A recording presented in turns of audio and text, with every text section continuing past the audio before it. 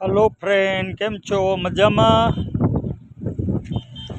આજે હું તમને મસ્ત કુદરતી દ્રશ્ય બતાવીશ. જોઈ શકો છો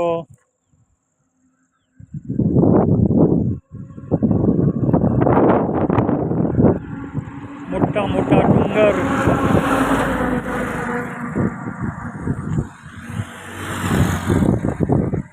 આ છે જેસર મહુવા હાઈવે.